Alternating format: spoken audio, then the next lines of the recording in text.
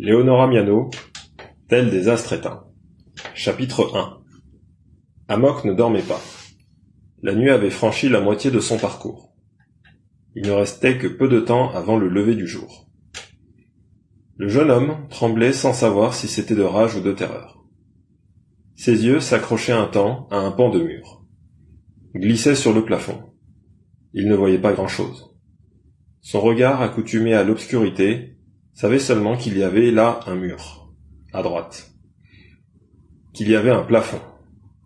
Le silence qui n'avait pas s'écarté en ce lieu s'y était étrangement arrêté.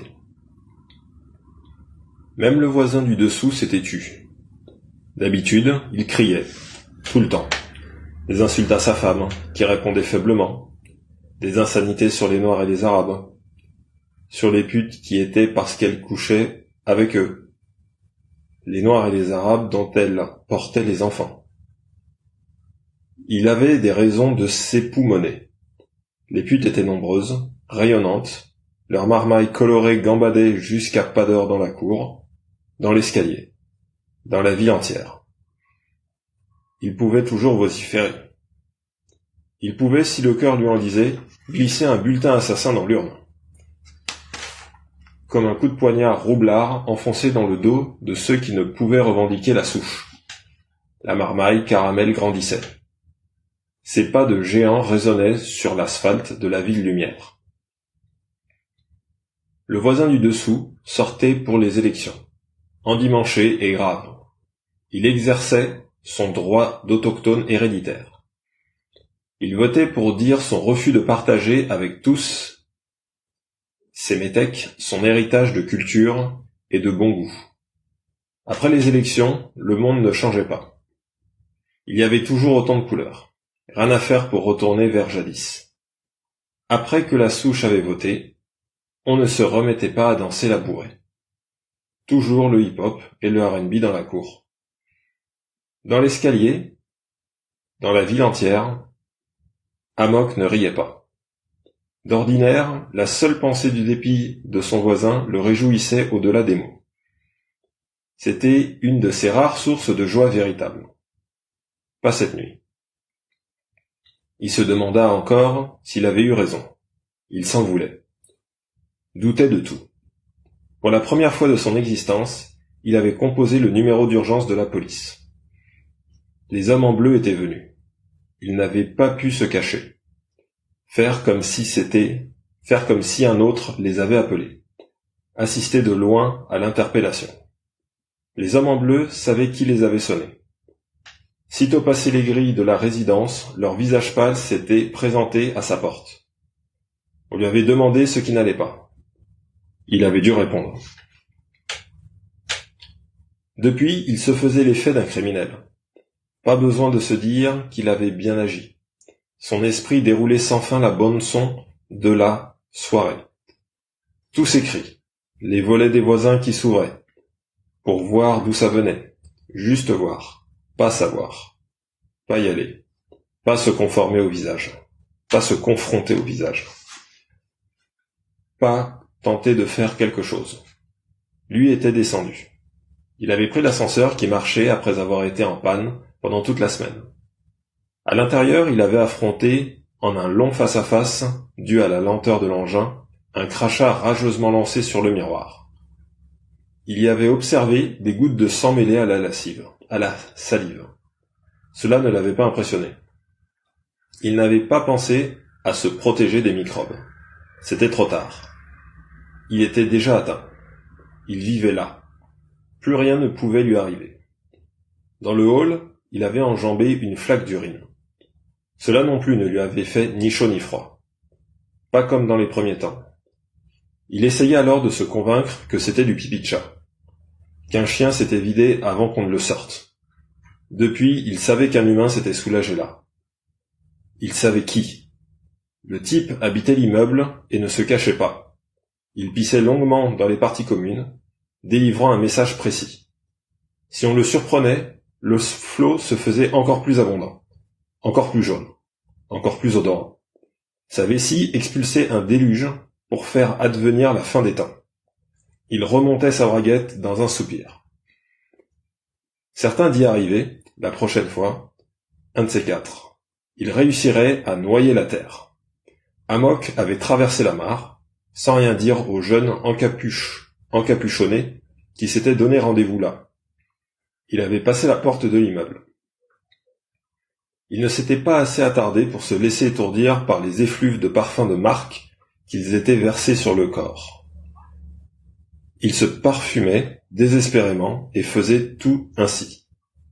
Il fallait qu'on les sente, par tous les moyens nécessaires.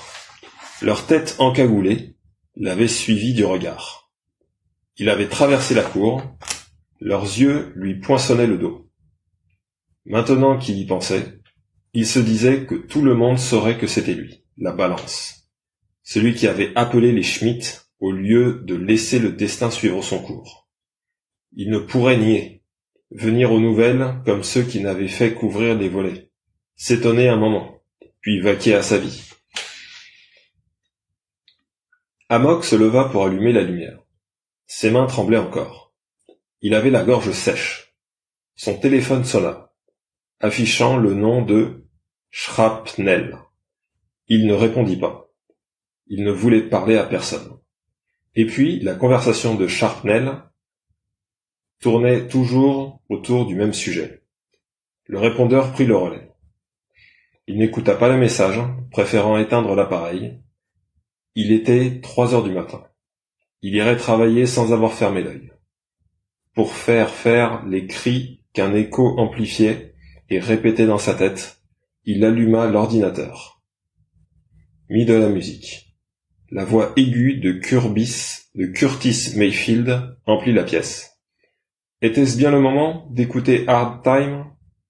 C'était toujours le moment. Les temps ne cessaient d'être durs.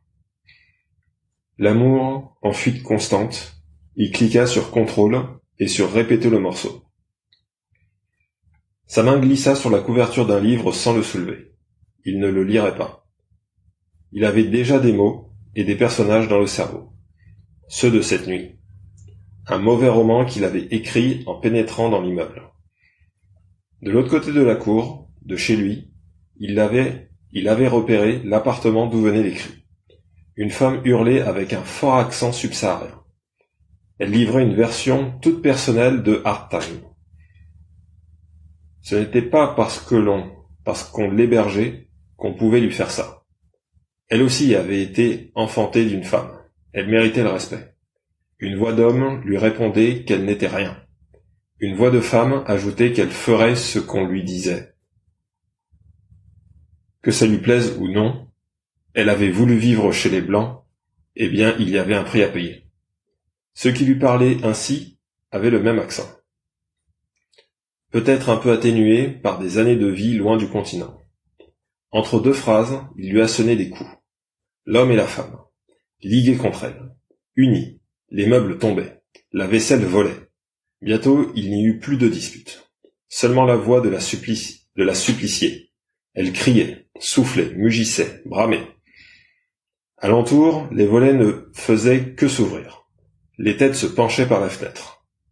Amok avait senti son sang se glacer. En arrivant devant la porte de l'appartement au 3e étage de l'immeuble d'en face, il s'était arrêté un moment. Les longues nuits de son enfance lui étaient revenues. La peur le pétrifiait quand son père sévissait. Jamais il n'avait trouvé le courage de se lever pour secourir sa mère. Lui, le fils aîné. La voix de stentor de son père le paralysait. Son cœur s'effritait en entendant les cris étouffés de sa mère. Le maître de maison battait son épouse.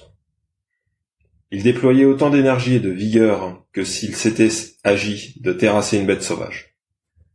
Un ennemi mortel. Il y allait avec les poings et les pieds. Il balançait tout ce que sa main pouvait saisir. Il cognait à la tête, il cognait au ventre.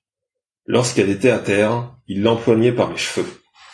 Il lui décochait une droite à la mâchoire, ivre de la tenir en son pouvoir. Une fois, il lui avait dit que ce n'était vraiment pas la peine de gueuler comme ça. On ne lui ferait rien s'il la tuait. Elle était sa femme. Elle lui appartenait, comme tout ce qui était dans cette maison. Tout ce qu'il avait acheté. Après l'avoir correctement dérouillée, il l'a laissée évanouie dans le salon. Il allait faire ses bagages, pour qu'elle s'en retourne d'où elle était venue, se parlant à lui-même. Il jetait pêle-mêle robe et escarpins dans une valise en cuir. Ensuite, il allait chercher le corps de la femme qui était son bien. Il abandonnait le tout devant le portail de la maison, là où la route de latérite rouge attendait toujours d'être goudronnée. Il continuait de parler tout seul, à voix haute. Il esquissait de grands gestes, tapait des mains. Il faisait nuit alors. Les veilleurs, 2 hommes issus de tribus de chasseurs, détournaient le regard. Ils feignaient d'enduire le bout de leurs flèches d'un peu de poison végétal. Les rangeaient dans un carcan en bambou. Eux aussi battaient leurs femmes. Ils ne pouvaient cependant regarder l'humiliation de celle qu'ils appelaient madame. Cela se produisait fréquemment. Les cris, les coups, les meubles qui tombaient, la vaisselle qui volait. Le corps de madame dans la poussière. Sa chemise de nuit en lambeaux, lui découvrant les seins, les fesses, la mine de monsieur interdisant de la toucher, de lui donner de l'eau, d'appeler les voisins. Il détournait le regard. Mâchait sans fin la viande de bœuf séchée. Il mastiquait sans déglutir. Le jour venait. Il rentrait chez eux. Il reviendrait travailler le soir. Madame les accueillerait. Son visage tuméfié leur donnerait des consignes et leur unique repas du jour. C'était toujours comme ça. Il se disait que cette femme était un esprit. Une femme ordinaire aurait succombé à la fureur d'un tel mari. Parfois, il avait envie de le prendre à part, pour lui dire qu'on ne pouvait battre une femme dont on n'était pas digne. Un homme ignorant la mesure était forcément indigne. Il savait cela. Il ne savait pas lire, mais il savait cela. Il se demandait comment Dieu choisissait ceux à qui il donnait de commander aux autres. Amok avait frappé. 2 coups vigoureux à la porte, le plafonnier du couloir s'était éteint, une obscurité opaque avait envahi les lieux. Dans l'appartement, le calme s'était fait. On ne lui avait pas ouvert. Il avait frappé derechef. L'homme avait demandé ce que c'était. Il lui avait répondu d'ouvrir. L'homme avait demandé qui il était, ce qu'il voulait. Il lui avait dit d'ouvrir s'il tenait à le savoir. On avait accédé à sa requête. La porte s'était ouverte sur un individu ventru, vêtu d'un slip bleu. Ses yeux injectés de sang avaient plongé dans ceux d'Amok, réitérant la question en silence. Amok avait dit qu'il était un voisin d'en face, qu'il voulait voir la dame qui criait. L'homme lui avait suggéré de faire ce qu'il pouvait pour la voir. Ce serait difficile. Il ne comptait pas le laisser entrer. Pour illustrer ses dires, il avait légèrement écarté les jambes, posant les poings sur ses hanches. Il s'était raidi. Son ventre, pointé vers l'avant, avait semblé une espèce d'ogive. Il s'était raclé la gorge.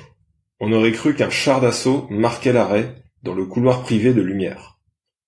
Réprimant son envie de se mettre à couvert sur le champ, Amok avait dit qu'il ne bougeait pas. Il voulait s'assurer que la dame allait bien. L'homme l'avait regardé une dernière fois, puis lui avait claqué la porte au nez. Au bout d'1 minute à peine, la lutte avait repris. On avait de nouveau entendu des cris. À présent, Amok savait qu'il avait voulu se sauver lui-même en appelant la police. Lorsqu'il était rentré chez lui et qu'il avait décroché le combiné, c'était pour arriver à se pardonner ces années de silence et de dégoût. Quand il était petit, il n'y avait personne à appeler. La police ne se rendait pas chez les notables à la demande de leurs enfants pour leur interdire d'exercer leur droit de correction. La violence de son père le privait de ses moyens. Il était le fils de cette violence. La simple conscience de ce fait avait quelque chose d'abrutissant. Il était aussi le produit de l'endurance maternelle, de cette insupportable fierté qui punissait ses enfants quand ils pleuraient en regardant son visage déformé par les coups. Il ne voulait pas qu'on la plaigne. Elle ne voulait pas qu'on la plaigne. Elle ne pleurait pas. Interdisait à quiconque de le faire. Au cours des années passées à endurer la folie de son époux, elle s'était asséchée. Plus une émotion n'avait transpiré d'elle. La peur du reproche qui ne serait adressé qu'à elle s'ils échouaient dans la vie avait infecté ses relations avec ses enfants. Elle ne pouvait les aimer, seulement exiger et punir. Leur père ne les battait pas. Il réservait sa violence à sa femme. Puis, pour la bonne société de la ville, c'était un homme exquis. On voulait lui ressembler. On admirait sa culture. On enviait son élégance. Même ces soirs d'inexplicable fureur où il écrasait leur mère, il rapportait des pâtisseries pour ses enfants. Il avait l'impression, en regardant leurs parents, d'observer un phénomène surnaturel. Cela se produisait sous leurs yeux. Ils en étaient issus et c'était totalement dénué de sens. Un jour, à l'orée de l'adolescence, sa sœur, Hajar, et lui s'étaient décidés à parler à leur mère. Il s'était tenu devant elle, tête baissée, comme elle l'exigeait toujours.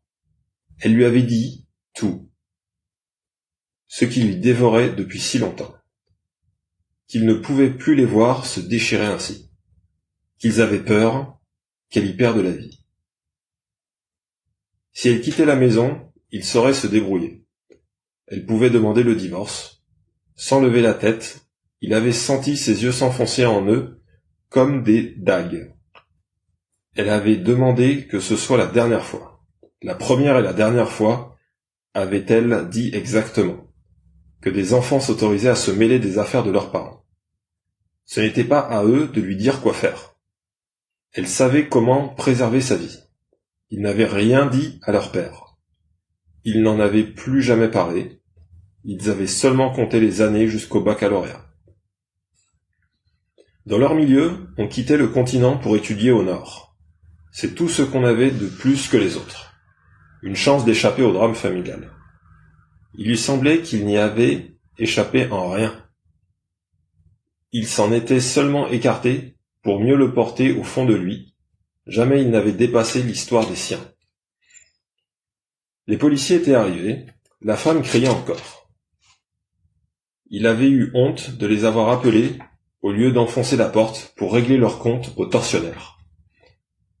Il aurait dû marcher sur la bedaine de l'homme, voir si elle exploserait sous lui comme une mine antipersonnelle.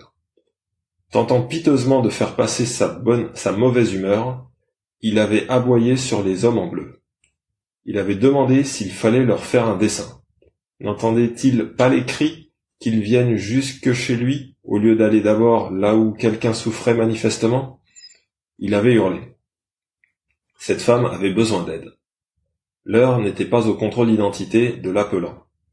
Les hommes en bleu l'avaient remercié de confirmer que c'était bien lui qui les avait déplacés.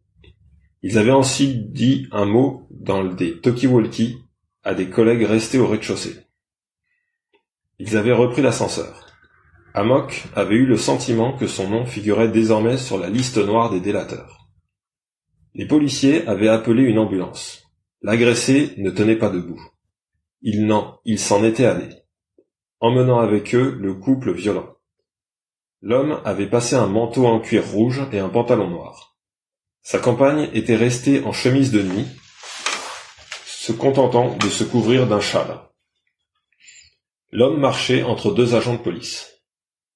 Il avait levé la tête vers la fenêtre d'Amok.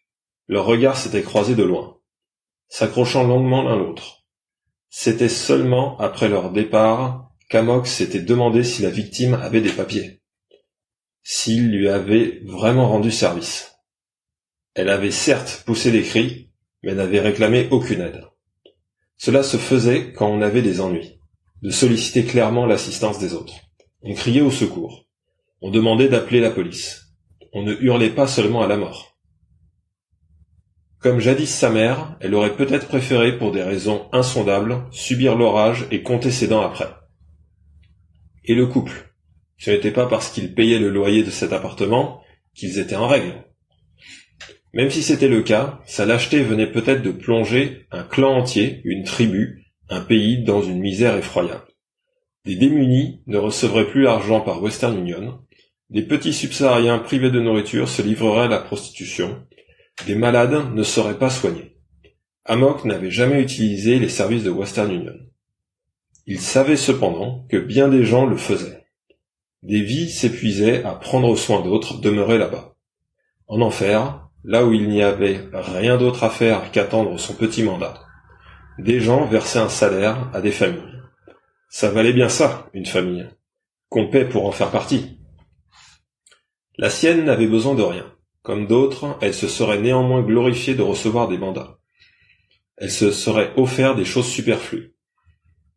Le monde aurait su que ce n'était pas en pure perte qu'elle avait produit des enfants.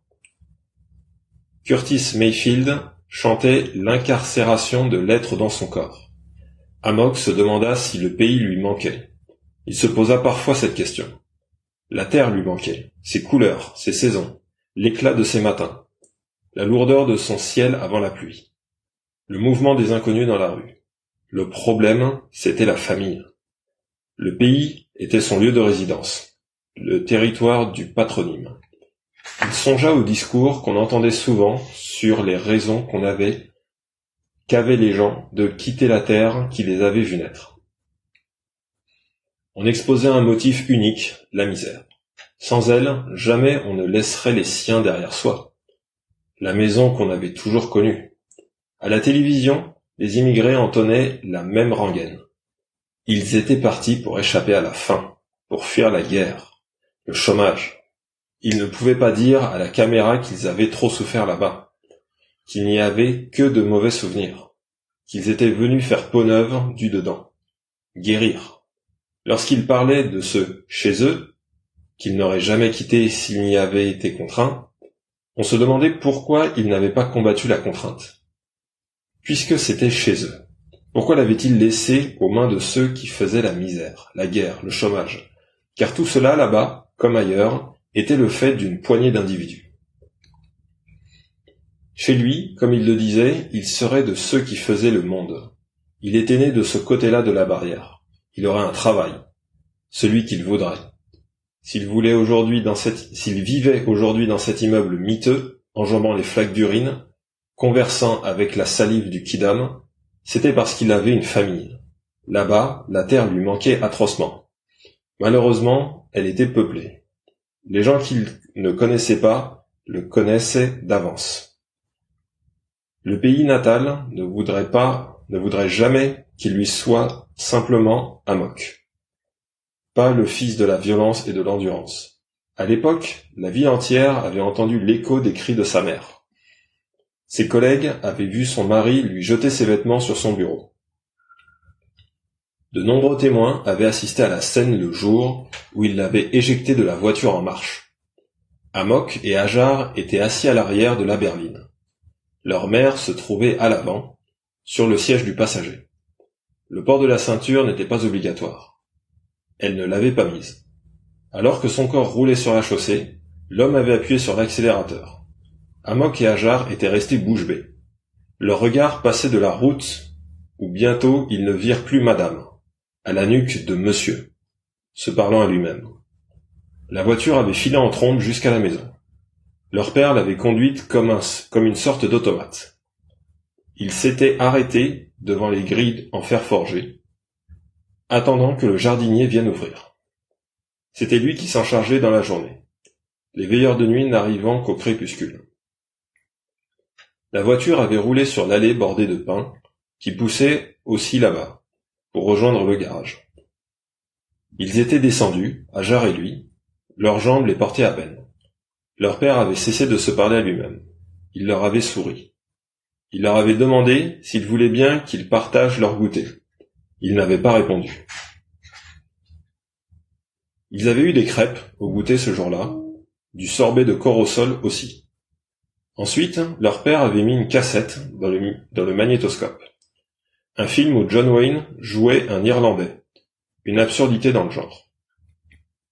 L'homme tranquille. Amok ne se souvenait pas de l'histoire. Tout ce que sa mémoire avait conservé, c'était le moment où leur père s'était endormi devant le film. Hajar et lui s'étaient enfuis sur la pointe des pieds, le souffle court, ils s'étaient pressés vers la salle de bain attenante à la chambre d'Amok. Ils avaient vomi. Tout. Les crêpes, la glace. Seule la peur leur était restée. celle de ne jamais revoir leur mère et de devoir vivre seuls avec lui pour toujours. Quand leur mère était rentrée, au milieu de la nuit, ayant arpenté la ville à pied, le côté droit du corps couvert de bleu, ils avaient eu encore plus peur.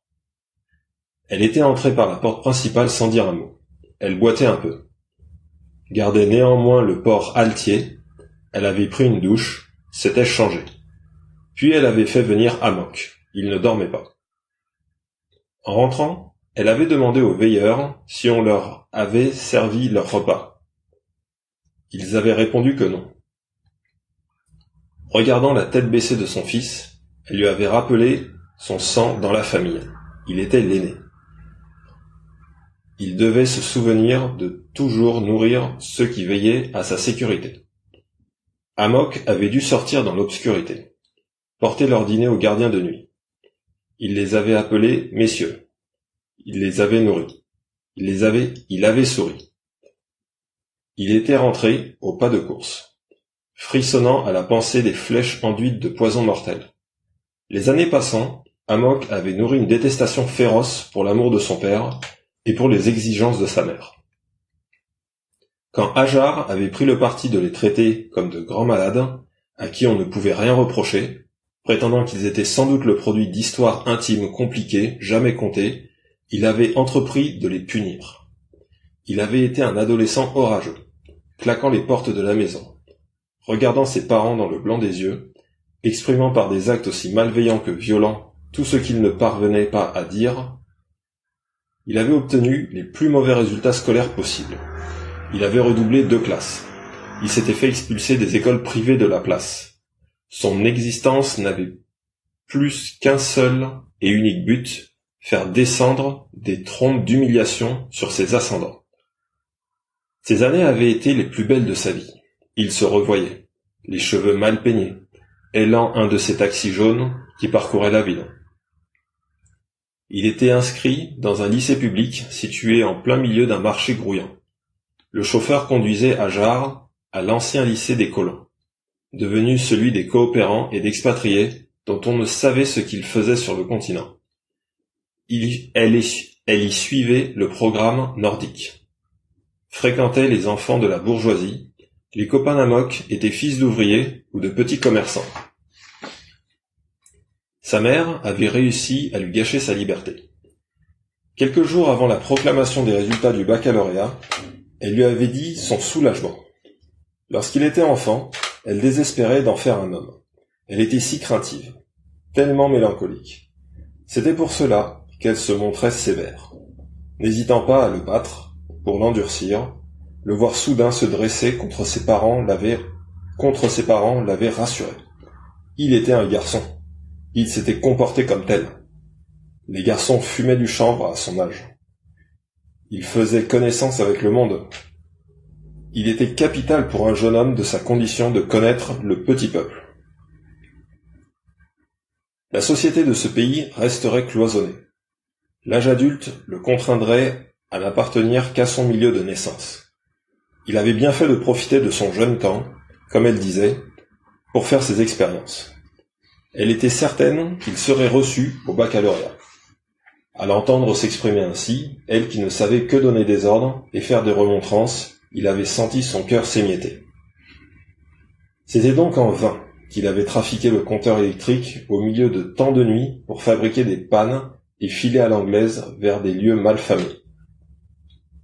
C'était pour rien qu'il s'était forcé de rentrer saoul après le lycée. Lui qui n'aimait aucun alcool, tant son père semblait les adorer tous. On le félicitait. Il avait prouvé sa capacité à mal se comporter.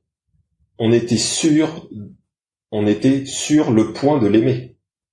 On le trouvait viril, parce qu'on concevait la masculinité comme un espèce de grand désordre.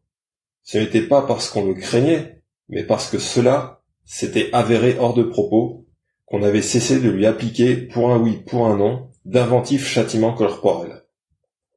Il avait prié pour rater le baccalauréat.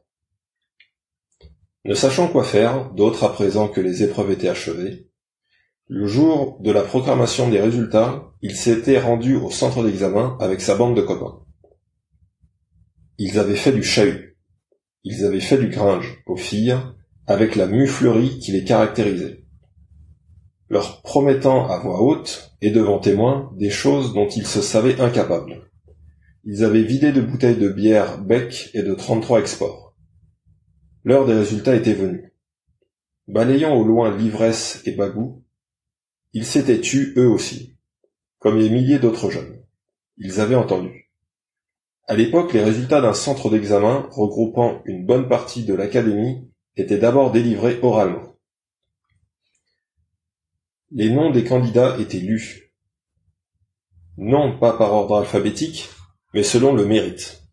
On commençait par le nom de l'élève ayant obtenu les meilleurs résultats. Certains se trouvaient mal, vomissaient, s'évanouissaient. Beaucoup devraient attendre la fin de la lecture pour se faire une idée de leur sort. Amok se souvenait des tapes dans le dos de Shrapnel, son meilleur ami. Il lui disait qu'il n'avait pas à s'en faire.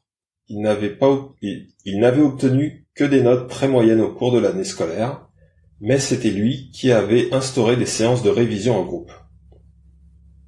Dès le début du 3e trimestre, chaque fois qu'il quittait la maison, n'y revenant qu'à des heures indues, c'était pour soumettre sa bande de copains à un travail intensif. Ses amis n'étaient pas nés avec les mêmes avantages que lui. Il s'était senti l'obligation de les aider à réussir. Ce qui n'avait aucune importance à ses yeux, parce que sa naissance et son nom le protégeaient, était vital pour eux. À force de les faire travailler, il avait lui-même retenu les leçons, maîtrisé la totalité du programme. Il avait été reçu. Son nom avait été lu parmi les premiers. Tous avaient été surpris de le voir accueillir cette nouvelle avec placidité. Lui seul savait en quoi ce succès attestait de sa défaite vis-à-vis de ses parents, de sa mère en particulier. En octobre de cette année-là, Hajar et lui avaient pris l'avion pour le Nord. On avait fait la sourde oreille à ses demandes insistantes pour s'inscrire à l'université locale. On lui avait suffisamment passé de caprices. On reprenait la main. Il avait 20 ans et n'était pas majeur. Il le serait l'année suivante, mais il se trouverait au loin. On avait fait jouer les relations pour lui obtenir une bourse du gouvernement.